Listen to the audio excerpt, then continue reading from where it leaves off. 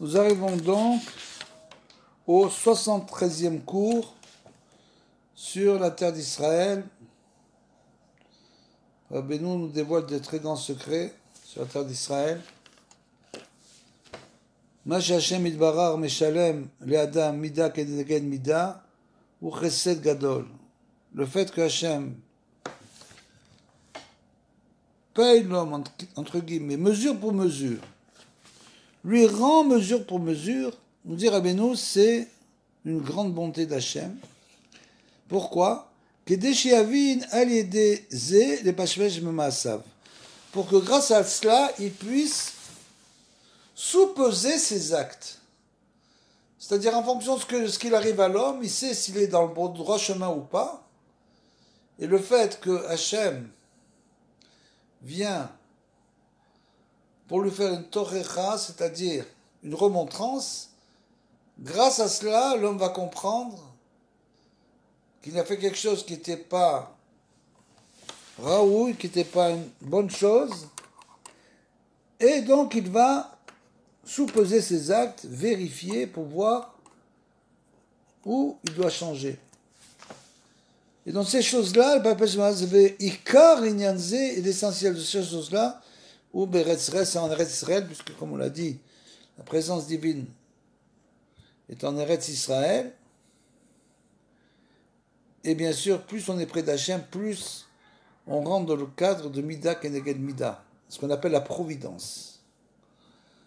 Puisqu'ici, la providence en Eretz Israël est plus forte qu'en Huslaretz. C'est pas qu'il n'y a pas de providence en Huslaretz, bien sûr qu'il y a une providence dans le monde entier.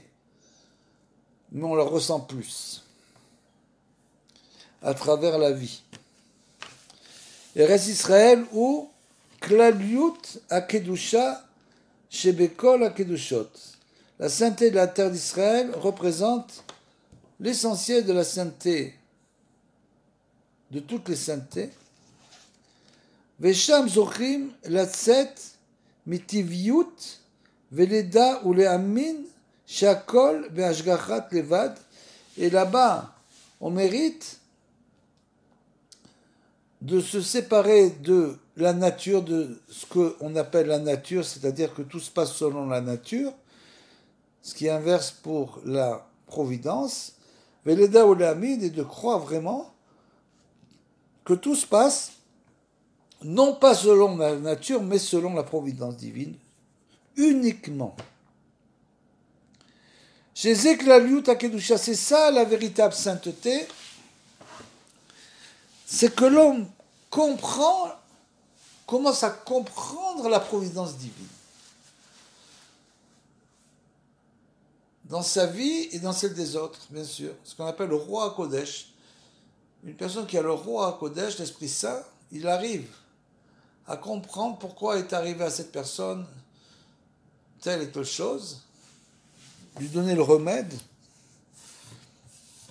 C'est-à-dire qu'il a compris la providence divine, non seulement pour lui, mais pour les autres. Pour le monde entier. Et donc cette chose-là, c'est essentiellement en Eretz Israël, chez Zé, Klaliut Akedusha, qui correspond à la providence divine, ça correspond bien sûr à l'essentiel de la sainteté. Ve'al yedeze yecholim leidamot elav itbarach ou leavdil ben haor ben hachosha. Grâce à ça, on peut, entre guillemets, ressembler au Créateur et faire la différence entre la lumière et les ténèbres, c'est-à-dire le bon et le mauvais, bien sûr. Et on peut à ce moment-là commencer à raconter les histoires des véritables tzadikim. On commence à comprendre que toutes ces histoires de tzadikim, c'est pas simplement des histoires, c'est des histoires de providence divine, c'est pour nous apprendre à essayer de comprendre la providence divine. Ki yodim l'afrin ben Masiot shel tzadikei emet ou les faire, parce qu'on arrive à comprendre la différence qui se trouve entre les actes des grands sages et de ceux qui ne sont pas du tout des grands sages. Ve'a zochim les taher amarshava, grâce à ça on arrive à purifier notre pensée, à l'aider sipurei masiot shel tzadikim. C'est-à-dire que sipurei masiot shel tzadikim, ça a un effet extrêmement puissant, ce que les gens appellent les contes de Rabbi Nachman. Ce n'est pas les contes de Rabbi Nachman, c'est les Sipurei Maasiot. Ce sont des histoires vécues. C'est ça que ça veut dire, Sipurei Maasiot. Ça ne veut pas du tout dire les contes. C'est en aucun cas des contes. Les contes, il y a un aspect mystique un petit peu comme ça, inexistant. C'est des histoires. Comme dire, tu me racontes des histoires. C'est pas du tout ça les contes. C'est les Sipurei Maasiot, des histoires vécues de tzadikim.